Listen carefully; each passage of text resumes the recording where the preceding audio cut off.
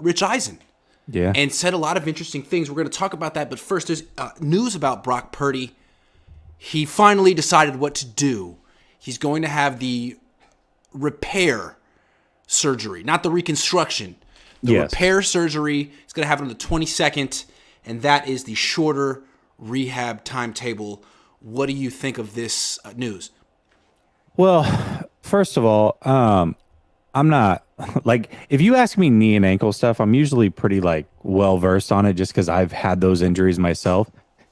But with the UCL, this is something that I've been trying to do a lot of research on. And once we heard today what's going on, so he's doing the reconstruction, which from what I understand is also going to include the internal brace, which is the same exact surgery that Nick Mullins had. Now, we're hearing that he should be full recovery by the start of training camp. That's 5 months out. Okay. 5. So Nick Mullins being a case study, he actually signed with the Eagles 5 months after his surgery. However, after doing more research that was strategically done at that time, they made sure they did it a few days after OTAs because he wasn't fully ready. And the hope was he would be fully ready by training camp, which he was, which put him at the 7-month mark from surgery. So then I started doing a lot of research. I went to like a top surgeon, orthopedic surgeon, went to his website. They've done over 350 of these surgeries. They say average recovery time is 7 months. So here's what I say, all that to say this. 5 months is very ambitious. Very ambitious. I'm not saying it's impossible, but when you hear that he will be ready by the start of training camp, and that is the initial report, and that's 5 months from the surgery, almost to the date, I have my doubts. So that's where my mind went initially in trying to do the research. I'm like, wow, 5 months. I thought we heard 6 months the whole time. So that's what I'm getting from this whole thing. Yeah, it seems to me that this is another case of Kyle Shanahan wanting to like speak something into existence. Right. He wants Brock Purdy to start week 1. Got it. Of course. I totally understand why. But just because you want it to happen and wish it to happen doesn't mean it's going to happen. Yeah. So 6 months from now is okay. He's not even going to have the surgery for another 2 weeks, right? 22nd. Yep. 2 weeks. So he'll be ready at freaking best, August 22nd. That's at the end of training camp. And that's not accounting for maybe he might take a little bit longer. You know, like, why are we just assuming it's going to be as fast as possible? And why are we rushing this? That's your franchise quarterback if you like him this much. Like, why is it so important? You said you have 2 starting quarterbacks, right, Kyle? So Right. why are you rushing back one when you have another starting? The fact that you have 2 starting quarterbacks also actually affords you the ability to be not slow, but cautious, smart, prudent with Brock, considering he could be your future. Either one of them could. Anyway, I hope that they don't rush him back for the sake of week 1. Yeah, and I mean, all likelihood, like, let's say he comes back 5.5 months. That puts him a couple weeks into August, 2.5 weeks into training camp. He'd be a little behind the 8 ball, but he could potentially catch up. If he is your guy, he could still potentially start in week 1. This 5-month number is just, I don't know where it came from. I don't know how it went from being 6 months every single turn all the way through to now he's ready at the start of training camp 5 months after surgery. That doesn't make any sense to me. So we'll see how they handle it. I hope that they are cautious with him. Now, the good news is, also reading on that orthopedic surgeon's website, the success rate is extremely high. Extremely high. I mean, not only are athletes returning, but they're returning with almost no issues. So he should be perfectly fine, but you got to give him that time to fully recover. And I don't think 5 months is going to be it. Yeah, and I hope this is just what the Niners are telling fans so that they, buy season tickets. I hope that privately they're saying, we're not going to push him to be ready in 5 months. We're going to let him take his time. We're going to let him take the right amount of time, and we're going to take the long view here. I hope they're not being naive and desperate. Like, there's no reason to do that to him and to your franchise. Be smart. Be cautious here. There's a lot at stake. What's funny is, and I know Rappaport's the one that initially threw it out, but I went and read an article from Adam Schefter, and I don't know what he tweeted or what else, came from that direction.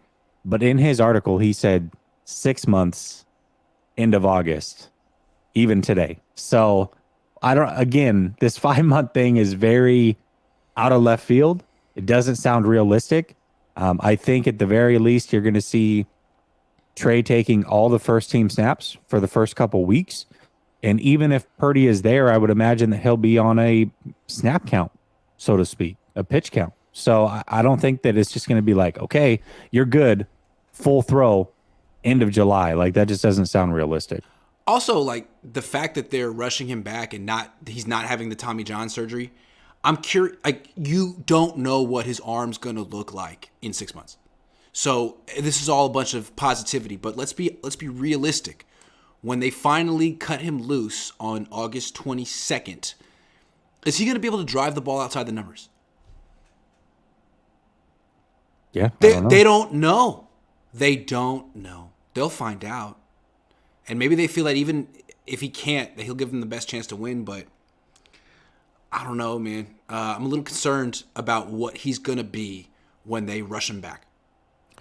Yeah, and like I said, I don't think there's a concern long term. But right away, if he doesn't come back till middle of August, or let's say, and then he's starter week 1, I don't know, man. That just seems a little, like I said, I keep using the word ambitious, and that's my nice way of saying, dude, like, don't F this up. Why are they rushing him back? If there's two options, Tommy John surgery, where he comes back with a stronger arm, or this internal brace thing where he comes back sooner but might have a weaker arm, like, why would you choose that option? Why is there so much? Are you on the hot seat? Do you have to win this year? Do you not believe in Trey? Like, wouldn't you want to be, wouldn't you, I don't know, wouldn't you want to come back with a stronger arm? Like, what is the rush? You have unlimited job security. Do you not? I thought you did. What's going on? I don't understand. Yeah, I mean, I think they do, seems like, but everything that I'm reading is that the surgery, it's new. It's very new. The first Tommy John surgery was like 1974, and that was like the only option for so many years. Now, this internal brace thing is new. It's like within the last 10 years, and so it's starting to gain steam. And so instead of like going directly to Tommy John, they're trying to go this route and push people this route because they are seeing good success, although they don't have the long-term track record to say, hey, for sure, this is the better option. But they are seeing early success with it. It is shorter recovery, and so a lot of athletes are electing to go this route. All right. Let's move on. I want to address something real quick. I see a lot of people in the chat arguing about Vish. And I wanted to say something real quick. Yeah. I was on the phone with Vish for an hour and a half today. Vish is a close friend of mine. Me and Vish are cool. Chill on Vish. I never said a negative word about that man. He's a good guy. He does good work. He's a friend of mine. Just because we haven't done a show in a while doesn't mean that he's not a good. So relax. Watch his stuff. Support Vish. Vish, I support Vish. If there's anything I could do to help Vish, I would do it. You should too. Vish is a good guy. Just want to make that clear. Vish is a great Vish kid. Is a great guy. Yes. Yeah, I talked to him too, and he's a great guy. Yeah, would never say a bad thing about Grant. You've never said a bad thing about him. It's a weird thing going on. I talked to him for an hour and a half today. I talked to him when I was in Philly for an hour and a half too. We're good. Just want to make that clear. Because I feel like he gets a bunch of questions like, what's up with you and Grant? And he's like, nothing. Like, leave him alone. Yeah. Leave him alone. He's a good guy. Rafa says, Mr. Rogers vibe, who you got tonight? Mr. Rogers. This is a nice sweater. This is Banana Republic. Okay? Over. No, it's a cardigan, but thanks for noticing. Mr. Who you got tonight, Grant? Curryless Warriors or Dame Time? Dame Time. Let's go. Are they playing soon? Yeah. I don't really care. It's Blazers are going to lose. I don't know. Yeah. I couldn't name a second player on that team. Jody Moore says, so are we giving up on Trey Lance? Purdy played very well. However, I believe Trey still gives us intangibles and vertical capabilities. Purdy does not. Is that incorrect? I'm with you, Jody. No, we're not giving up on Trey Lance. We are not. I am not giving up on Trey Lance. I'm the last guy to be giving up on Trey Lance. Yeah. Haven't you seen my movies? Rodney Herron says, question, did you interview did interview show you Trey is fighting for a job? We're going to talk about it. We're going to talk about our takeaways. All about it. Bear with us. Stay tuned. The coach. I love his picture here with the Ray. Are those Ray? They look like Ray-Bans. Anyway, if we're being honest, if Brock finds his way to the field after all of this week 1, Trey needs to be traded. That'll be 2 camps wasted. Also, vicious the salt of the earth, pure heart. Yeah, for sure. He's a great guy.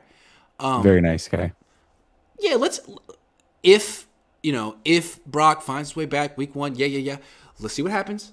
I'm not so sure that he will. I feel like Trey Lance has a super high way to make his mark and make an impression, and we'll see what he does. He's still younger than Purdy. This could be his moment. We shall see. I would like to see Lance with CMC in the full offense before they write him off. Again, remember in training camp last year, Debo was like in and out. Kittle was in and out. Ayuk was killing it. Elijah Mitchell was in and out. Like, it was sort of Ayuk and Lance against the best defense in the league most days. And McGlinchey was not really there. He was in and out because he was doing his recovery. And there were some days that Lance did great. There were some days that he did not. So I think we're going to talk about also the revisionist history of what happened in training camp in a minute too. Isn't the surgery truly up to the surgeon? A surgeon won't do a surgery he don't believe in. Why not talk about real stuff like Kinlaw being a bust? Whoa. Wow. Jeez, Jesse. Well, why did Purdy get a second and a third and a seventh opinion? Why did he want to talk to so many different? Not every surgeon sees it the same way, right? I mean, I think that's it. I'm sure some were suggesting Tommy John and what have you. And, I'll say this. The way that I remember the Nick Mullins situation going down is they said Tommy John. And once they got in there, they realized he didn't need Tommy John, and they did the internal brace.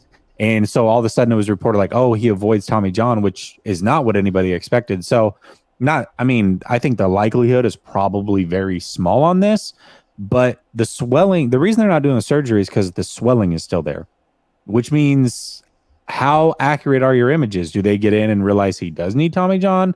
Do they realize that it's not as bad and the internal brace? I don't know. I still think there's a lot of room for possibility here. Most likely it'll be the internal brace. Most likely he'll be back in 6 months, but you never know. Fuck you guys. Hey, that's from the heart. That's from the heart. That's from the heart. All right, let's move on. It's a nice sweater. It's Banana Republic. Okay. All right. It's a Cosby sweater. A Cosby sweater. Okay, let's move on. He's married and his wife got it for him. All right, fair enough. Trey Lance spoke today at length with Rich Eisen. It was a good interview, although I couldn't find the whole thing. I found clips of it. Where was the whole? How long was the whole thing? It was like 7 minutes or something like that. Okay, so I saw the whole thing. All right, fair enough. What were your major takeaways from this? Well, he actually had a second interview that I found with Brady Quinn today as well. Okay. Not a lot came from that. But okay, so I'll actually work my way backwards. I'm going to talk about the Quinn interview because there wasn't a lot that came from there. Basically, what he said in the Brady Quinn interview is that he learned a ton from other players that aren't necessarily quarterbacks on the team, which throughout the season, you're kind of stuck with your position group. But because he was injured, he was spending a lot of time with guys like CMC and Bosa. And he said the one thing that he really dialed in during this season, spending time with guys like CMC and Bosa, is nutrition and a sleep regimen. He said that he took that from those guys and he thinks it's helped him out tenfold. He thinks he'll be a lot better because of it. And he talked about the same thing he talked about in the Rich Eisen interview, where he felt it was a really rough season on him mentally. There was a lot to go through mentally. Early on, he felt like he was not contributing. Obviously, once Brock Purdy came in, he felt like there were ways to contribute. But the biggest thing that I took away was he just seemed very comfortable in front of the camera versus last year. Even when his body language showed he was comfortable, you could hear his voice was a little bit shaky, almost like he wasn't so sure of himself and where he was at. He was joking. He was having a good time. And I said this about a week ago on Twitter Spaces, but I said I love Trey Lance, and I think he's a competitor internally. but I want to see that extrovert come out because I feel like he is really that guy. Because And I want to Brock see let it him out. show. Brock let it out. Yes, Brock he let did. it out. He did. And it worked for him. Big time. Big It did. time. Yeah. And I felt like we saw that in this interview today. Yeah. They asked him about the Lombardi Trophy, and he said, we're going to get one of those. And then he asked, should you get that job should you basically be handed the job? And he's like, no. He's like, Brock played really good football. Really good football. It would be unfair for me to just take that job and be given the job. I'm ready to compete for the job. That's all I ask. Just give me a chance to compete, which tells me that he's in a mindset like, hey, Brock's my guy. We're friends, but we're trying to take each other's job here. Like, let's not mix words. He knows what it is. I know what it is. We're both fighting for this job. May the best man win. And I just loved his confidence overall that came from that interview. It was oozing out of him, I felt like. Yeah, absolutely. I agree with that. I like him very much. He's a good guy. He's had so much go against him early in his career, and he hasn't really gotten a chance. So it was nice to see him talk. It was nice to see him be confident. The one thing I would say is that he is still younger than Brock. He's very young, and it feels like he's a people pleaser at heart. So am I. So one people pleaser to another. Trey, sometimes it comes across like you're trying to get the older vets on the team to like you. And I get it. You praise them so much. You're supposed to. They either will or they won't. There's nothing you can say. You know what I mean? There's nothing you can say. They either will or they won't. Don't worry about it. Like, be more like Brock. Like, be more commanding. Stop. Like, don't kiss Kittle's butt or Juszczyk's butt. You're the quarterback of this team. Purdy's rehabbing. It is your team. Take ownership of it. And I'm not saying, like, butt heads with some of these guys, but, like, you don't have to, like, bend over backwards to get them to like you. They'll like you if you ball out. So I don't know what makes me say that, but my heart goes out to Trey because I feel like we have similar temperaments, and I hear him talk, and I'm like, yeah, man, you're trying to get these people, because some of these people in this locker room seem to have not given him a chance for no good reason, and Right. he's just like, if you just got to know me, I'm a good athlete, I'm a good guy. How could you not like me? That's how I feel about myself. I get it, but man, this is a real world. And you're very young, and these are older people than you that just, man, life isn't fair sometimes, man. Brock came in and told people to shut the fuck up. That's what he said. And I thought it was cool. It's your time, Trey. If George Kittle or anyone in the huddle in OTAs is not giving you 100% respect, tell them to shut the fuck up with a straight face. I want you to do that, Trey. I'm on your side here. I want you to do that. Because to me, I don't know if he's gotten there yet, and I think he needs to. It's important. You feel what I'm saying? Yeah, absolutely. Yeah. And I mean, that's one of those things that, like, we'll just have to hear teammates say it about him, because Brock in interviews is also very, I'm just here to get the ball and distribute it. And you know how he is, right? Oh, shucks. Exactly. Yeah. Exactly. Yeah. I did. Actually, the one thing that I left out was what he said about Fred Warner. And he called him like the most competitive person he knows. I like that part. He said he wasn't coming to OTAs because he didn't want that smoke. Yeah, he didn't want the smoke. I love that. I loved that. Thank you. Do that. Be that guy. And he Trey. said it twice. He leaned into the mic and was like, "You hear that? You won't be at OTAs because you don't want the smoke." I love that. I love it. I like Absolutely love it. Because again, it's like, as leadership, it's like, hey, you're a leader on the team. Come to OTAs, man. I'm challenging you. You called me out I'm challenging you now. Come to OTAs. Make us, because you'll make me better if you're there. I like Trey Lance so much, and it breaks my heart the way people have really wanted to pull the plug on his entire career before it got started. It's not fair. It's like, he's not Tim Tebow. Come on, let's relax. And Tim Tebow got more of a chance than this dude. That's true, yeah. So it's nice to see him doing the right things. At the same time, I want to see him be cutthroat, man. And I like when he said that about Fred Warner, to your point. Fred, let's go, baby. Let's go. Show up. Let's see if you got it. Yeah, I want to see it. And the one thing too, again, like, I don't get how the fan base hates on him, because when you hear he was like, I was a little frustrated because, when Jimmy was a quarterback, he's a veteran. I'm like, what am I really going to do to help him out? But when Brock took over, that was my chance to really feel like I was contributing to wins one way or another by watching film, helping him break down protections and blitz packages and that type of stuff. That's a good freaking teammate right there. At the very least, how do you hate that guy? Compare Jimmy and Trey. Both got injured. Both got upstaged by Brock Purdy. Same exact position. Jimmy just goes, he's gone. No, was he talking about, oh, what can I do, Kyle? What can I do? What did he say at the end? He was smiling on the sideline, and then he said, oh, I wish I had a helmet.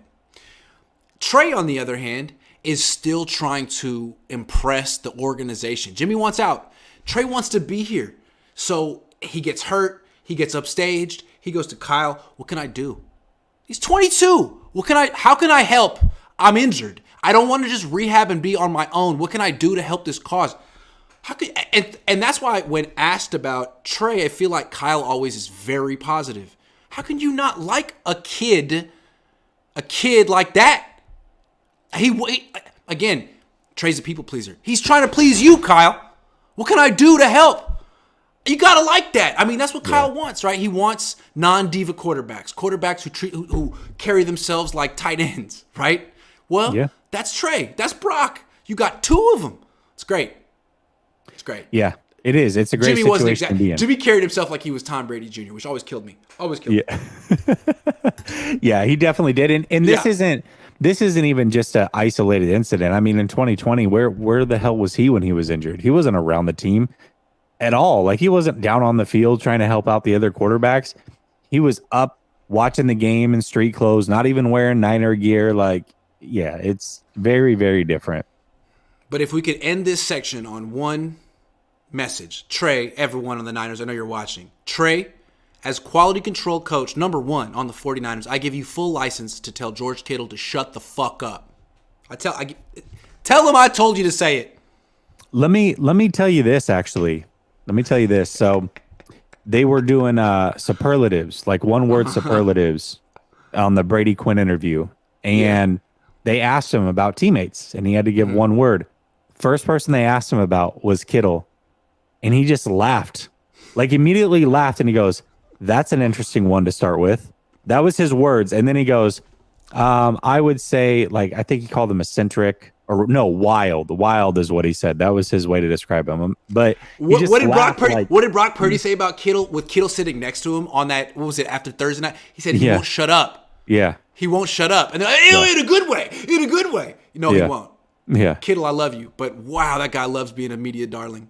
Yeah. And then he was asked about Ayuk, and he goes, that guy doesn't talk. Yeah, he's like the exact opposite of George Kittle.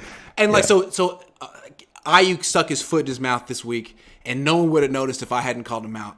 But I still much prefer I much prefer Brandon Ayuk to George Kittle. Just in terms of the way they portray themselves. Brandon Ayuk is just, he's not media trained. He's not trying to be a celebrity. He's a football player. And sometimes he says something that he shouldn't. George is like trying to be on Barstool so hard. I'm like, man, I can't take it. Like, it's nauseating. I'm sorry. Brandon, I like Brandon. And so when he got himself in trouble and I got him in trouble by snitching, I felt bad. And I'm like, okay, let me try to damage control for Brandon. Because Brandon's a good guy. If George did that, I'm like, nah, dude. You wanted the smoke. You invited the smoke. You love the smoke. And that's the thing about Kittle, and he's been one of my favorite players on the team for a while, but did he not change from 2017 to now? Way too hard, man. Super hard. It's like you're not the 24-year-old kid anymore. And you're not 30. That funny. You're not that funny. You're not. As someone who's freaking hilarious, you're not that funny. not to my own horn, but beep beep, if you know what I mean. Stingray says Trey seemed way more confident and ready to fight. Yeah, well, he's growing up. I mean, he still isn't even 23. Can you put yourself, remember, what were you like at 22 and 3/4? Try to remember. Bro, I mean, I wasn't even on the Niners beat yet. What the hell were you doing at 22 and 3/4?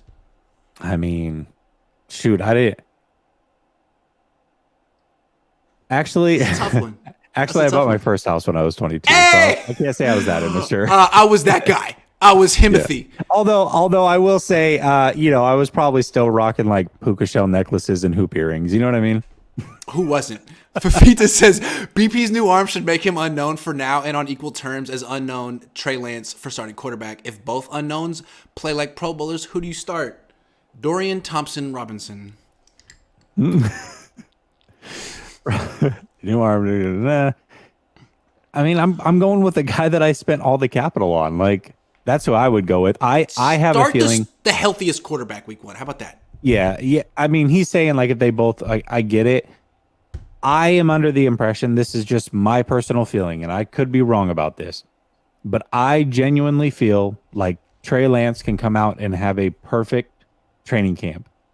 But if Brock Purdy is fully ready to go week 1, there's nothing he can do to override what we saw in actual There's no game. practice performance or preseason performance that trumps what Brock did. And so again, that's okay for Trey.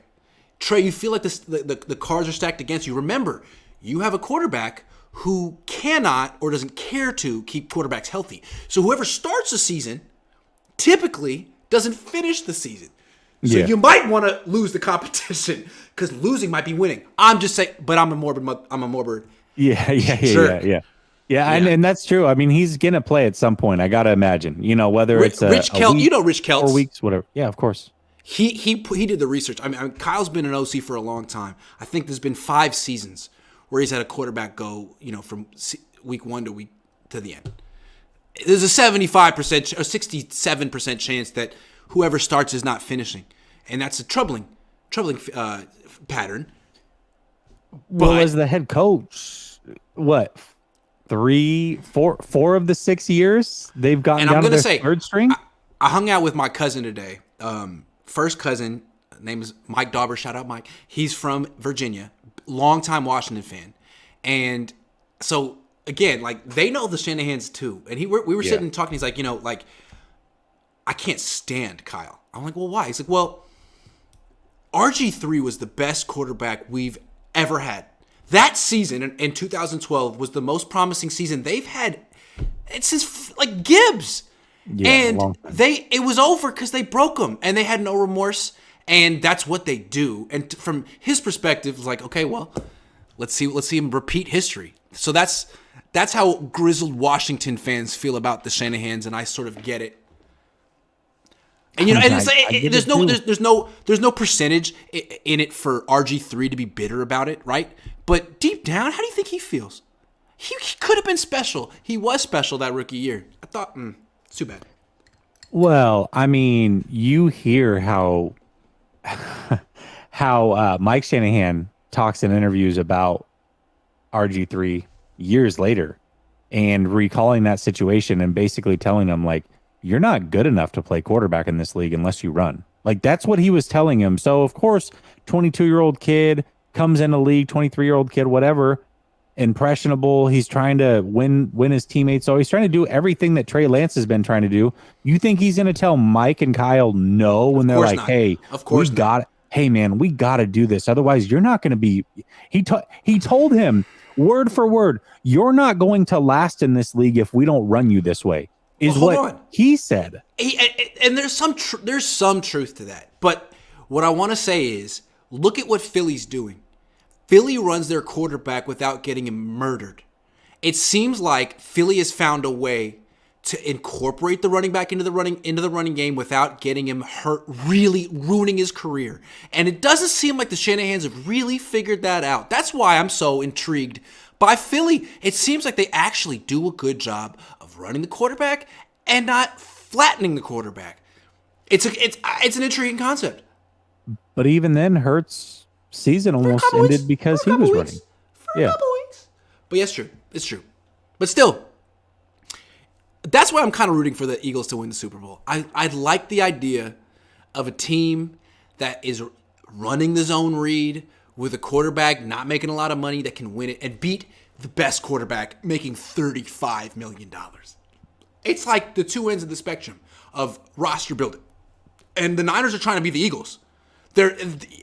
No one can be the Chiefs, right? You can't copy, hey, get Patrick Mahomes. Okay, there's one. Yeah, exactly. There's one. But you can do what the Eagles are doing.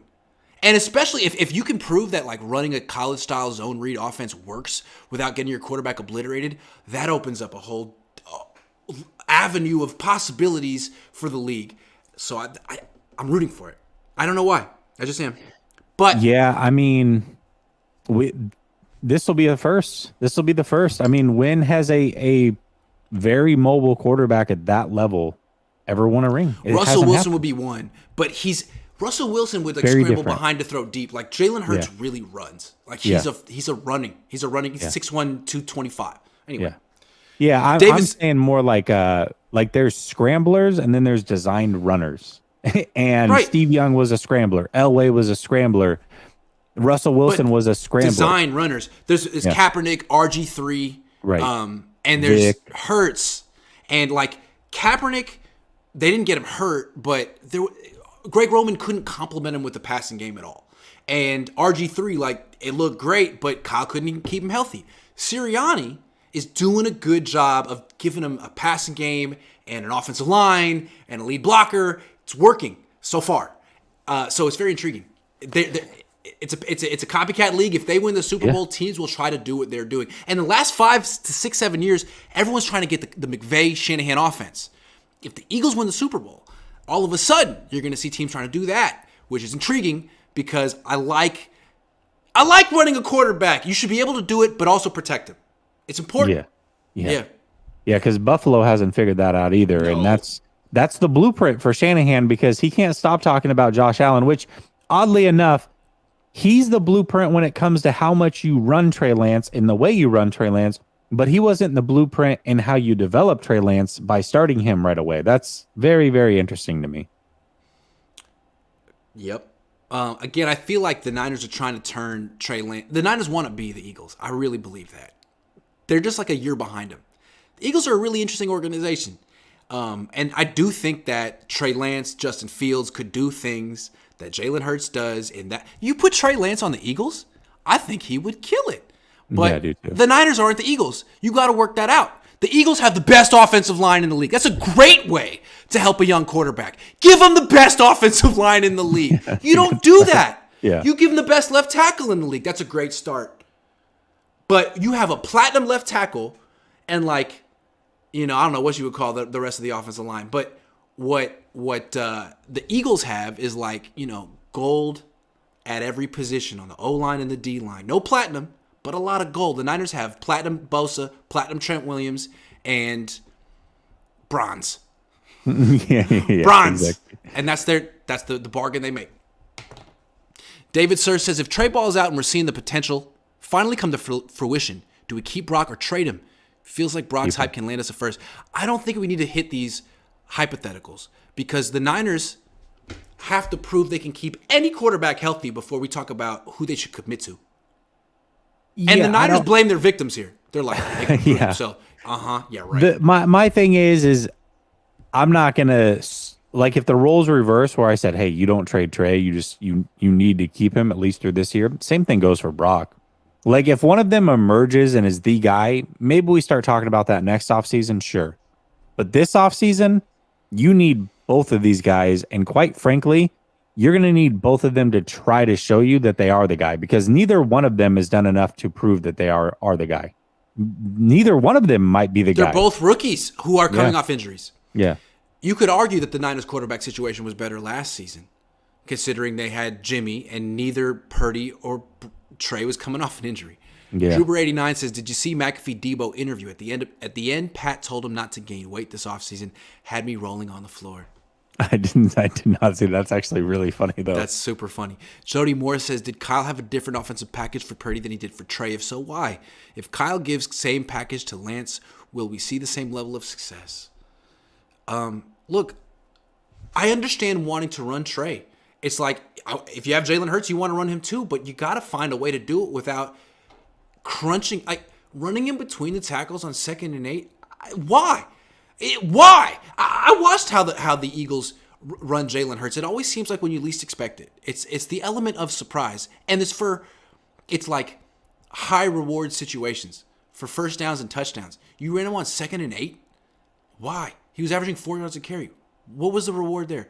That's my thing. I'm sorry. we talked about scramblers and runners. He's a scrambler. He's not a runner. He's not a guy that you design runs for. He's going to naturally scramble 3 to 5 times a game. Now, there are other ways. I hate when people say, well, Kyle obviously saw that he just couldn't allow him to throw. So, I mean, what is he supposed to do? There are other ways that you can make his job easier. If that's the case, roll him out. I talked about it all offseason. Roll him out, give him high-low reads, make his job easy, allow him to get into these games, dump offs, whatever, figure it out. But running him up the gut is not the way to do it. I think you can actually design runs for him. But the way I saw defenses reacting to him on those zone reads was all eyes on him. They're so freaked out about him. Good! Then hand it off. Hand it off. I mean, Debo went for 50 yards in that Seattle game. Like, it just seemed like you could use him as a decoy until teams adjusted. And then all of a sudden, when they least expect it, then he keeps it. That's the whole point of the zone read. You don't do a steady diet of quarterback runs in the first quarter. You save it.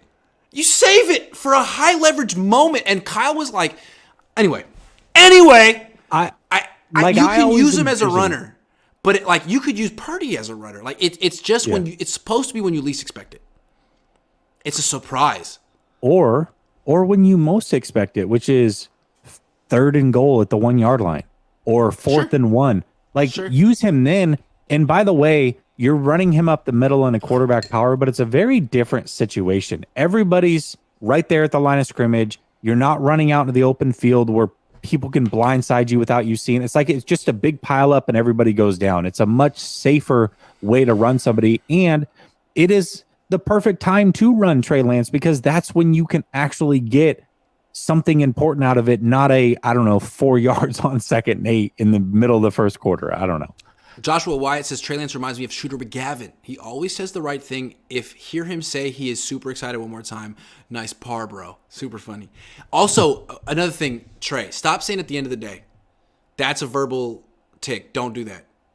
At the end of the day, it's a lame thing to say. And I know why people say it, but I'm just saying, as a writer, it's a cliche. Don't say it.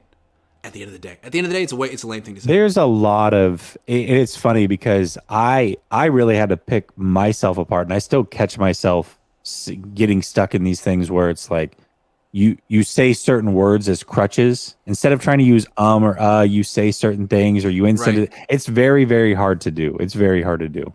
It is. I'm just giving some advice. The coach says the privilege of a lifetime is to become who you truly are as a person. Trey's going to have to take his respect. You got to run with what you brung. I like it. Yeah, you can't ask Kittle to respect you. You can't say, George, come on. You can't. You got to take it. Brock did. It's your turn. And you saw him do it. So now just follow the same blueprint. I think you could do it too. I think you can. Yeah, absolutely. Diego completely understands me.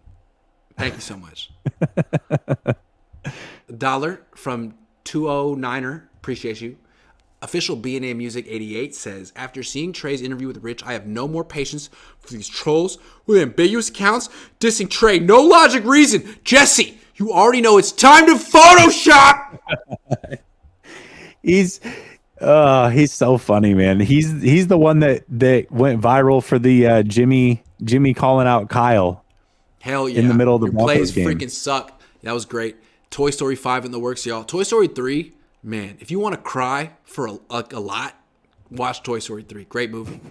49ers Daddy says, if Purdy isn't ready by week 1 and Lance plays really good in training camp and to start the season, you think he gets benched for Purdy when he is ready?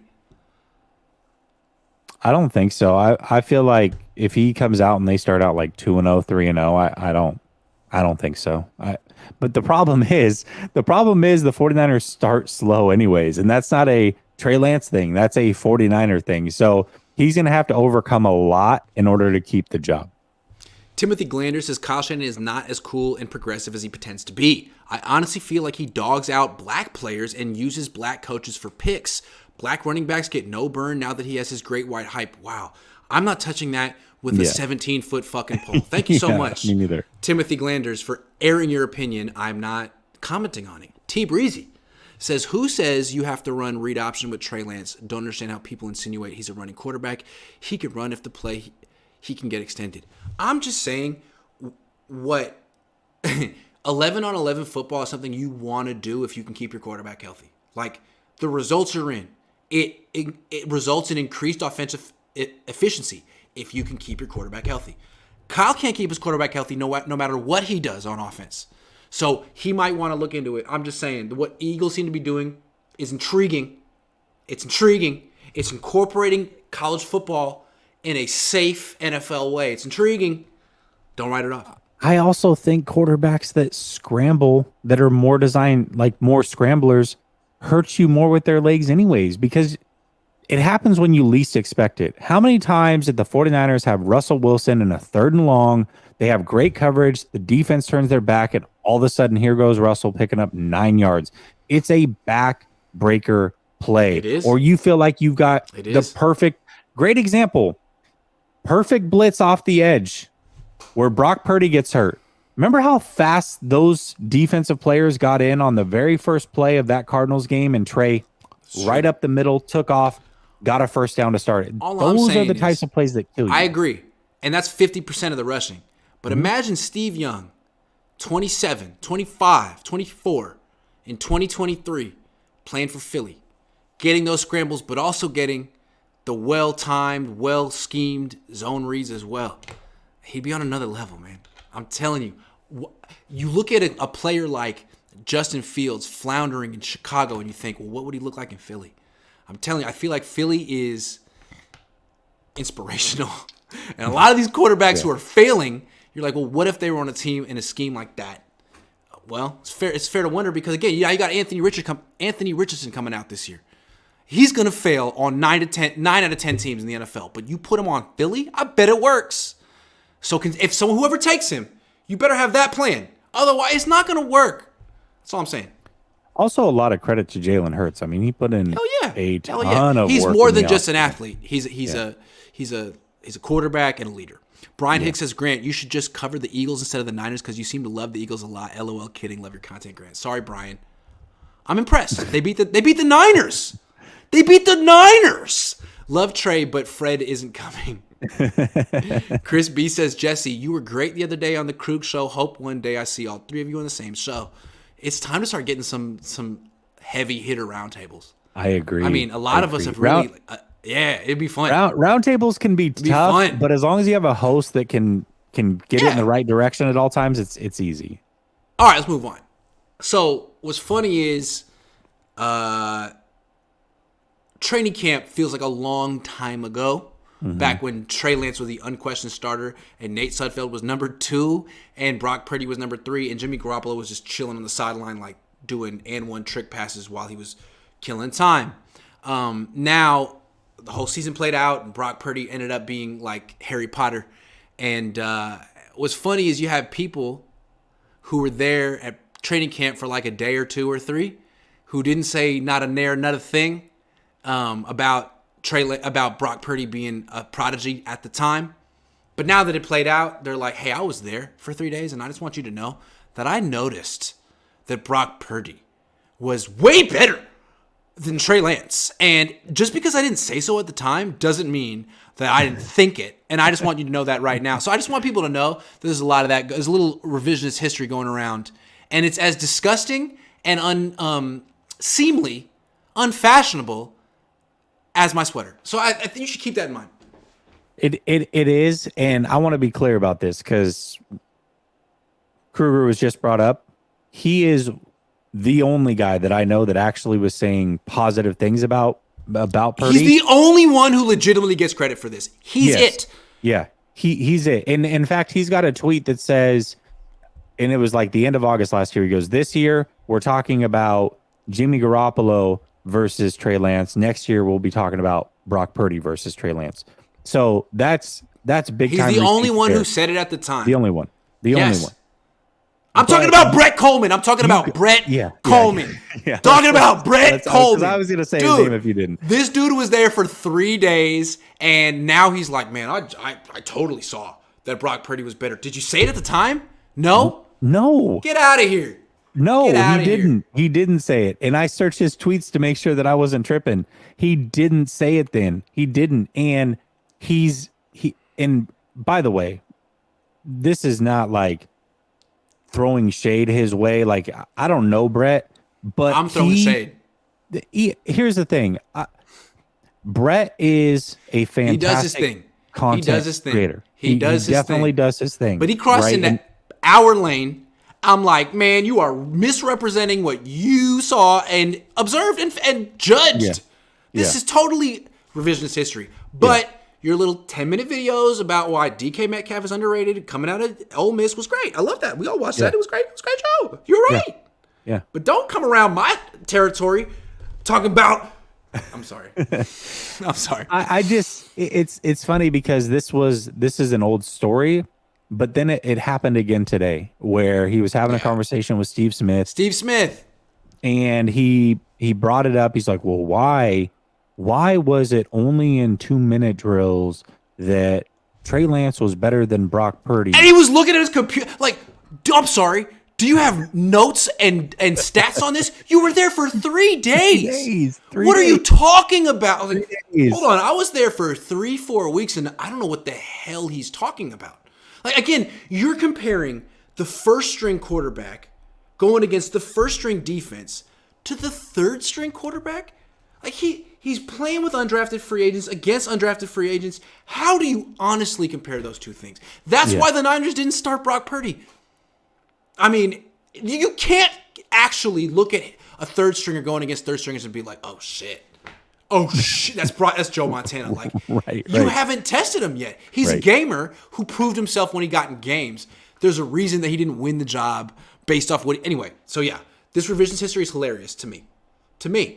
As if Brock Coleman had a better eye than Kyle Shanahan. Yeah. In 3 days. That's what he's insinuating. And the thing is that if Brett was there for the whole time and had that take, then I would actually like Larry did. Like Larry did. Right. Like Larry did. He was there. He was there. Whatever. He said it. He was there. He said it at the time. Totally fine. But what he's doing is completely different. You've got a 3-day snapshot. Who knows where and what days those were in training camp, what they were working on, I can't stand it, man. I really can't stand it. Yeah, and I tried to call him out like a couple months ago, but I didn't get my facts 100% right because I didn't know he was there. He apparently was there for 3 days. I'm there. He didn't introduce himself to me. Yeah. Apparently he was there with like sunglasses and like a hat on, like incognito. So I was like, I never saw you there. He's like, I was there for 3 days, and he showed some pictures to prove it. I was like, oh. Which is even worse, by the way. Oh my God. 3 days. Even worse. Oh, a whole 3 days? A whole 3 days. Wow, that really changes things. My bad. Anyway, Miguel says, suppose Brock Purdy starts week 1. If they go 0-2, 0-3 to start, do they switch to Trey Lance? How bad does it have to get? Thoughts? Again, I think whoever starts is going to have a short leash. I really do believe that, regardless of whether it's Trey or Brock. I mean, if they start out bad, you're going to start hearing talks of the other quarterback. You just are. History suggests that whoever starts the season for Kyle Shanahan doesn't finish it for one reason or another. Like 70% of the time. So take your pick. Dustin the Gale says, Grant, thoughts on Brock and Jalen are the exact same height and weight. I didn't realize it until the Vish and Krug show. I'd like to see Jalen in person because when I look at Brock, I'm like, man, that's me. He's my stature, and I'm not an NFL quarterback. Like I'm little. I'm 6'1". I'm 6'1", 185, and I'm proud of it. I guess they say he's 6'1", 220. I don't see it. His legs are not that big. He's not 35 pounds. No, thicker. He looks tiny next to Jimmy Garoppolo. I'm 6 feet and a half inch. He is 6 feet and a half inch, and he's like probably I'll give him 195. He's like probably 10 pounds heavier than me, but not 35. He's a little fella, and I'm a little. As a little fella, he's a little fella. Hurts is much thicker. I mean, maybe that was their combine weight, but you see him now. Hurts is a much bigger. Hurts is thicker than a Snickers. He's not like Debo thick. He's not a double Debo with cheese. Gammon Brown says, I'm so confused. Jesse is sporting Niners gear, yet he hates the Niners. Grant is wearing normal clothes as if he isn't the biggest fan alive. Bizarre. Sorry. He likes my sweater. It's all a part of the conspiracy that the NFL is paying us to be a part of. Definite conspiracy. Absolutely. Debo, not the only cheapskate on the team. After his big contract, Jimmy Garoppolo went to Vegas. I know that he stiffed everybody, dealers, waitresses, etc. Oh, so many snitches coming out of the woodwork. So today, earlier on my show, someone, I think it was, I don't know who was on. It was me or Larry. Someone said that, no, it was with Jose this morning. Someone said that Debo goes to Benihana and doesn't tip. Doesn't tip. Who doesn't tip? Someone went to Benihana and and got into a conversation with Debo. He's like, oh, yeah, it doesn't tip. So, Debo, that's terrible. Apparently, Jimmy did the same thing. What? Maybe people are just slandering people because they know you get clout. But I don't know, Jimmy. If that's true. Yeah, maybe. There's no way to verify it. Okay, tipping etiquette is tough. Do you tip at a coffee shop? Yeah, $1. Okay, I'll give you my tipping rules. You ready? Okay. So if I order takeout, like I go pick it up, not like DoorDash, right? Right. Like I go pick it up. I don't know what to do. So when I do that, or if I get a coffee or something, I have the same rule. It sounds stupid, but I always do $1. I don't know why. Fair. It's just give something. What did you do? Like I did it. The food, yeah. Yeah, I did it. Yeah, I feel you on that one. I don't know. That's a tough one. Do you tip when you're at a restaurant? Do you tip on the total or the subtotal? I tip the total. We don't. I mean, like, do you do 20% of the total or 20% of the subtotal? I do 20% of the total. I feel that. Sometimes I feel like, why am I tipping on the tax too? Like I didn't consent to that. Like that's the government. Yeah. Yeah. Maybe that's tricked me. I don't know. Yeah. I just look at the But total. Now that I'm a celebrity, sometimes I just give out 25, 30% just to be like, yeah, Grant Cohn did that. Let me. Yeah. Yeah. I remember I went to a German restaurant and it was really, really good one time. And it was my wife and I, it was a date night. We had just had our first kid. It was like our first date out. And this waitress was on it, Grant. I mean, on it. Our bill was like $80. I tipped her $100. That was like the best tip I've ever given. I'm not like a big, like always doing that stuff, but for this one special occasion, she was incredible. I feel that. So, I did that one time too. I took my wife to the W during the pandemic in Westwood, which is a phenomenal hotel. We went to their outdoor steakhouse called STK. I think there's a few of them around the country. The service was so good. We had reservations. They came to us to bring us to seat, and they were like, we're so sorry we made you wait. Didn't make us wait. Here's a bottle of champagne. What? Thank you. So we do the whole dinner. We order all kind of wine. They don't charge us for any of the wine. None of it. None of it. So I just give them like, I'll just pay you to tip that. Thank you. Because you expected to have this big bill. Yeah, that's what's so cool about service that's that nice. It's like, hey man, if you're gonna I'll just pay you it in a tip. Then it goes straight to you. Thank you so much. That's very nice. Yeah. I love that. Yeah. Super nice. And it wasn't because he watched me on freaking YouTube. That was like June. That was like February 2021. Everyone go to the W in Westwood. Great time. Way better than the one in West Hollywood. I'm just saying. Scotty Dippin says we get in the plays Kyle Shanahan drew up on the plane this year. It was counter bash. You didn't know? Jacob says I think we already got him. Jacob says my girl works at Louis V and she says Debo is the rudest dude ever to everybody. Debo got a bad rep. I'm just saying everybody I've ever met, everybody who's ever said they met him to me has a bad story. He's all said he's an a-hole. Always. Yeah. I don't know him. I just know him like professionally and he's always been like good enough, like fine enough. But story after story after story of Debo doing that. So Debo, word gets around.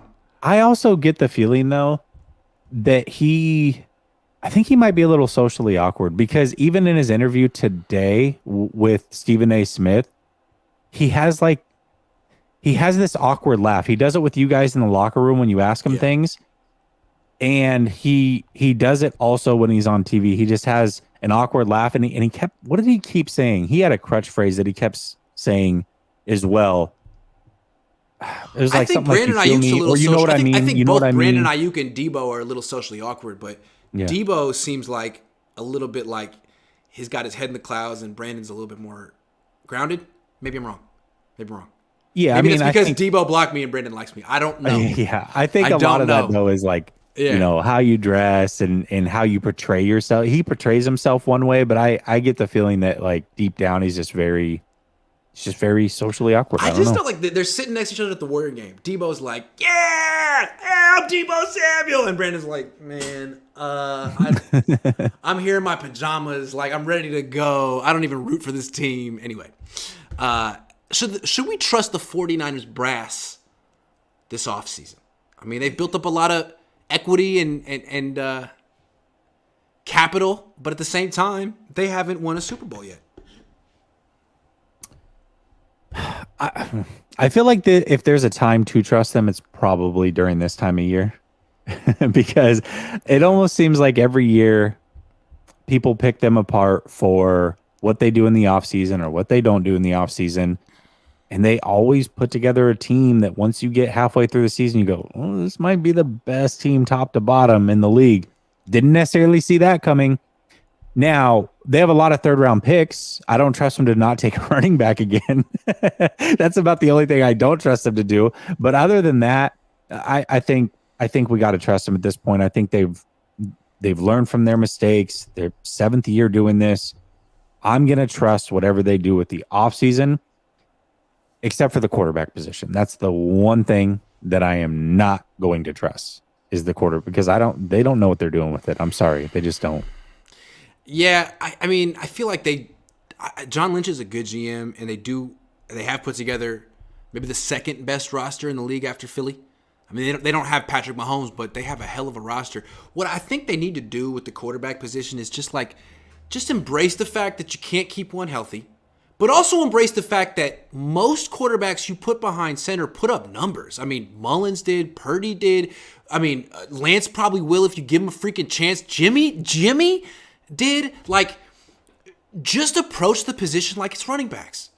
Running back used to be the catalyst of an offense back in the day. It's a very important position. People figured out, but they get hurt a lot, and you can find these guys late in the draft. Well, is that no different with the quarterback position with the Niners? They get hurt a lot, and you find these guys late in the draft, so keep bringing in bodies. You need 3 every game on the active roster and 1 or 2 on the practice squad. And You know what? You might just hit just having a preponderance of bodies at the position. They've got to draft a quarterback every year. Yeah. Unless they get 3 that they're comfortable this year. with. Yeah, they got to draft a quarterback this year and sign one. Yep. Yeah. You got to come into camp I suggest with 4 the kid from UCLA. But there's other guys too. The kid from TCU's, I mean, he's got a Brock Purdy-esque resume.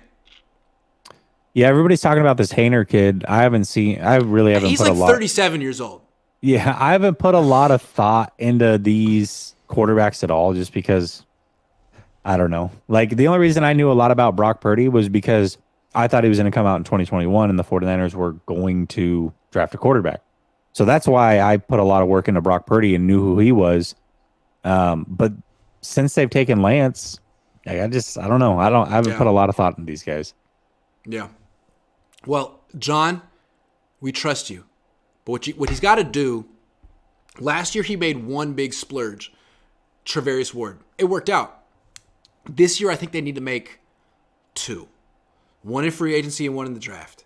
You can sign one guy, not including Nick Bosa. Sign one newcomer, and they could trade up for someone.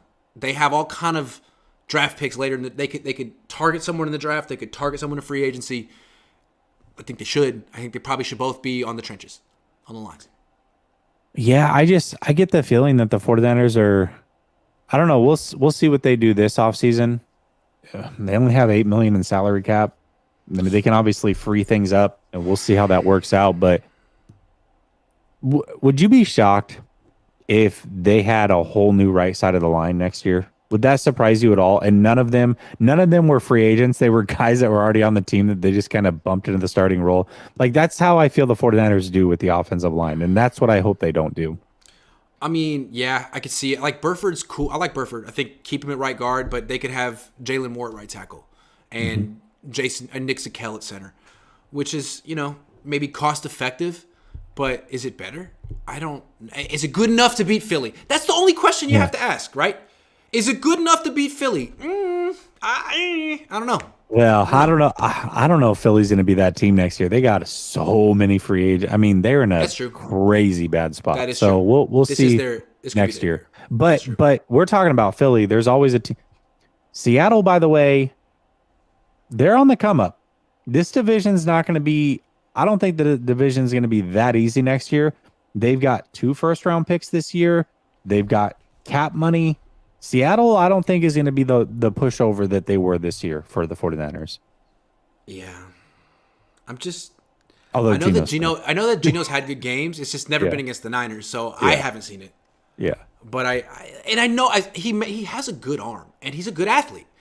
But the way he fumbled in the pocket, it's just like I don't know, man. I don't know. He gives me Jared Goff. Jared Goff has a nice arm too. Yeah. Better athlete. Jorge says, greetings from the 305. Is that Miami? I think It's so. Miami. We know now. Yeah. I'm going to be there next week if you want to meet me up. Are you? Meet up. Miami? Yeah. I'm going with my wife. We're taking a red eye Wednesday night, getting there Thursday. No, I don't know. Yeah, Thursday? I'd come see you, but that's about a 4.5-hour drive. So no. Fair enough. Hates Kyle Shanahan's comments at the press conference. Not a leader, apparently. Yeah. I mean, great offensive coordinator. Great judge of coaching talent. Has helped put together a great roster. But is he a real leader? Don't know. I mean, actually, I think no. I would have to say no. But I'm always open to being proven wrong. So, Kyle, win the Super Bowl. Madness the Menace says, I didn't like what he said at the presser either. So I bad. agree with that. Easiest trip to the Super Bowl that I've ever seen in the NFC. Niners versus Cowboys should have been the championship game. Thoughts, Grant and Jesse? No. Philly's better than Dallas. I agree with that. Why is that hard for Niner fans to say? Why is Philly triggering the Niner fans so much? Why? It was easy for the Niner fans to be gracious about Dallas even before the game. I think because of the fans, they don't. Eagle fans, it's tough because Eagle fans ran their mouth and 49er fans feel like we didn't get a fair shot. And the team, by the way, the 49ers team is acting like they didn't get a fair shot, right? And so the Eagles were the best team. We should have known that coming into all year. Yes, I do think that they had the easiest path, but it doesn't mean that they're not deserving to be there. I mean, they beat the Giants, they beat the 49ers without a quarterback, but at the end of the day, they're still a stacked roster. Yeah. Gammon Brown says unrelated name is Nug1 on League of Legends. I have no idea what any of those words mean. I don't know. Is that like a PSN name or something? I have no idea. Jorge Luis Sotelo says if Jimmy Garoppolo could have played and chose not to spite the team, says a lot about him as a competitor. That was for a shot at the Super Bowl. I would have done exactly what Jimmy did. I'm sorry. But I'm not a competitor. I'm not. I'm just a guy who has a YouTube channel. But I don't have a contract next year, and you want me to play? Look what happened to Brock and Josh. No. Absolutely not. Give me some money, and I'll play. No. Yeah. No. Throw some money under the mattress. Yeah, guaranteed. Manny Fresh says, Manny please Fresh. let Manny Fresh, one half of the big timers. Not Birdman, but he made the beats. Please let Lynchy go. I'm begging Lynch. I'll tell him. He's going to get paid a lot of money this offseason. Thank goodness. Justin says, Big Ten pitcher coworker said he knows 10 people with Tommy John or Timmy John repair, usually picked up 3 to 5 miles per hour because physical therapy is so effective. Yeah, that is, but that's not what he's having. He's not having Tommy John, yep. Grant, you plan on visiting the NFL Combine? No. I was going to, because I know the coach talks and the GM talks, but the Niners don't have a top 100 pick, and it's cold. If they had a first round pick, it would make a lot of sense. I would. Pete Ruiz says, I really want them to draft Julius Brents out of Kansas State, 6'4" corner who can high point the football. I like 6'4" corners. Yeah, Dustin the Gale says, Jesse, with $95 million in cap space, the first overall pick, and an up-and-coming quarterback, could the Bears be a threat to the Niners next year? I don't know about next year. I don't think. I think the Lions are the supreme team in that division next year. But I think that they. I mean, if they play this right, this is the offseason that's going to springboard them into being competitive for sure. Who's their coach? Eberflus? Yeah, Eberflus, I think, yeah. Not going to happen. Kev F says, what's your mic setup, Jesse? If I have to sneeze to say your name, you're probably not going to win a lot of games. Not going to happen. Not gonna. Kev F says, what's your mic setup, Jesse? Look at upgrade. Oh, yeah, I can tell him what your mic setup is. Oh bought it. yeah, it's blue Sona by Logitech with the blue mic arm and a Wave XLR, whatever they're called, amplifier thing. So Logitech makes Blue Yeti. Yes, Hey. they do. They do. Jesse said at the end of the day, LOL. A lot of people do. Sometimes I do too. Yeah, I might I'm just have. saying. Jorge says, go to La Sandwich. Oh, I've been there. I freaking been to La Sandwichery. It's hella good. I was in Miami for a week when the Niners were in the Super Bowl. It's hella good. Mandolin for some great Greek food or Ceviche 105 for amazing Peruvian. Cool. Also, and this is super bougie of me, but Joe Stone Crab. Have you been to Joe Stone Crab? Or do you know? No, you don't know about it.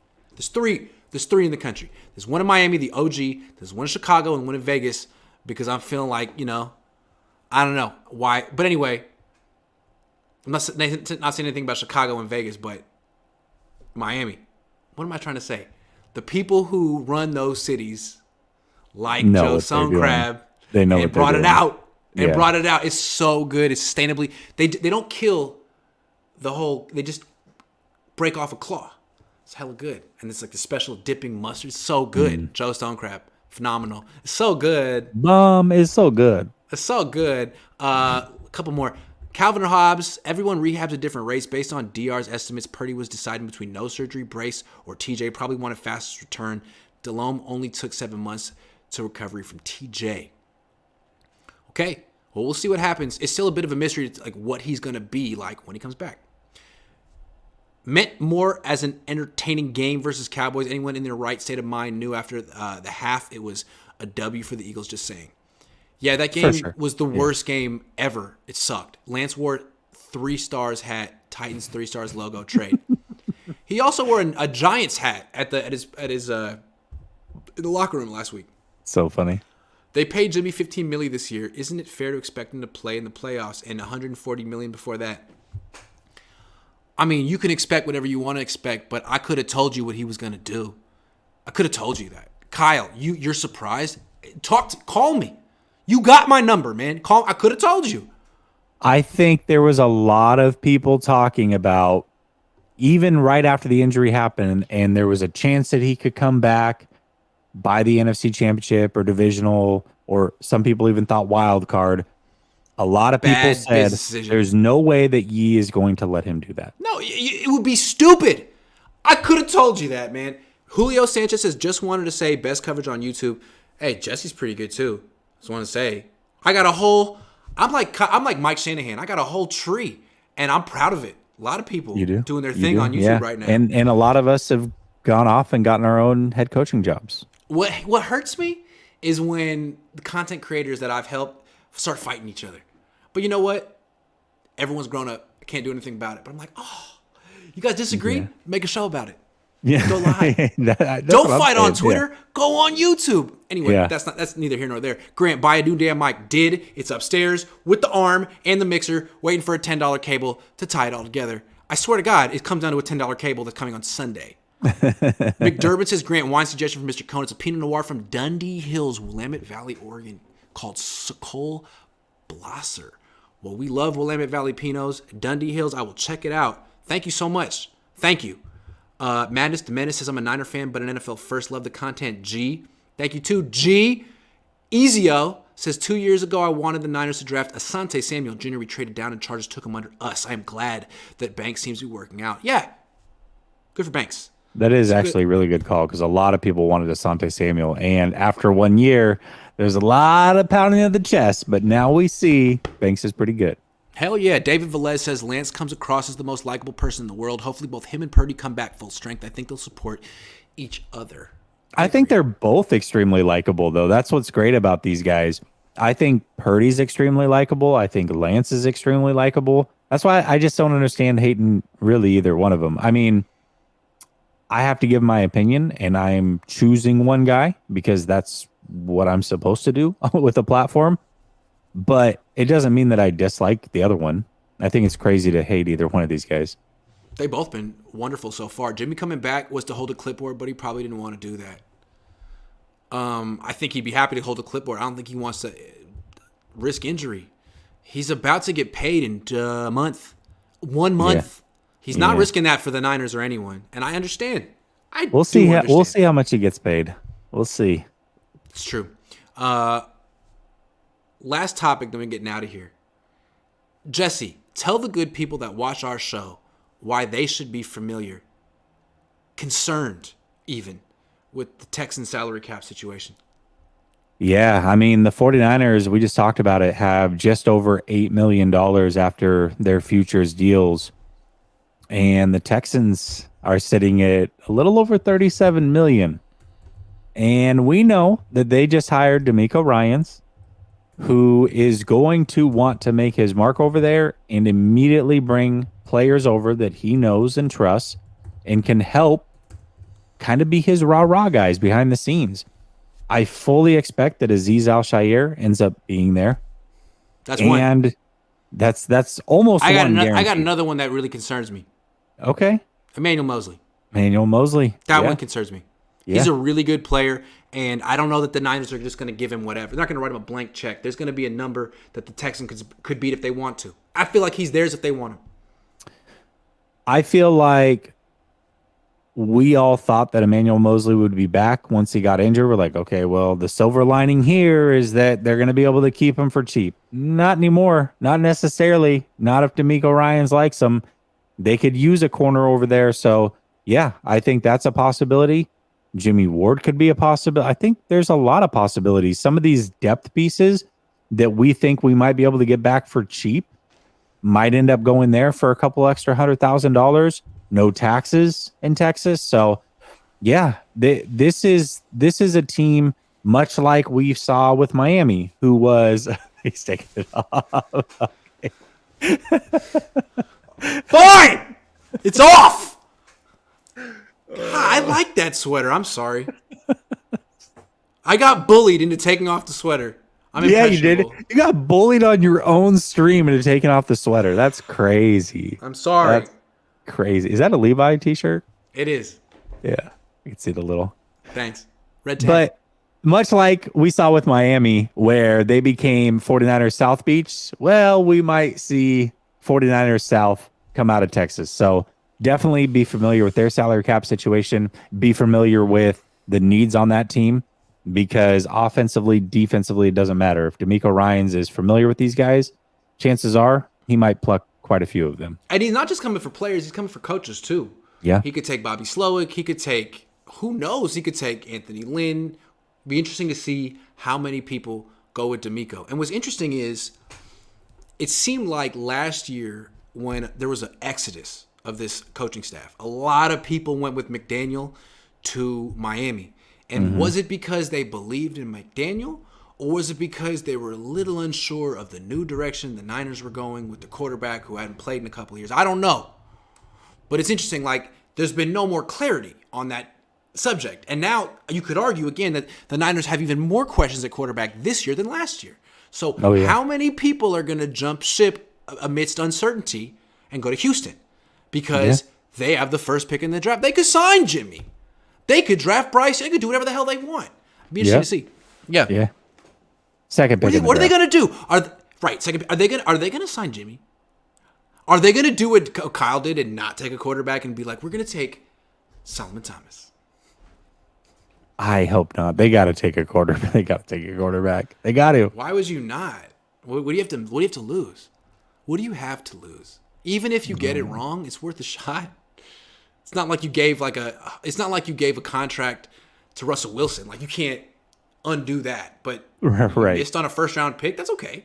Just try again next year. Like the Cardinals, they missed on Rosen. Well, they didn't really get it right on Kyler either.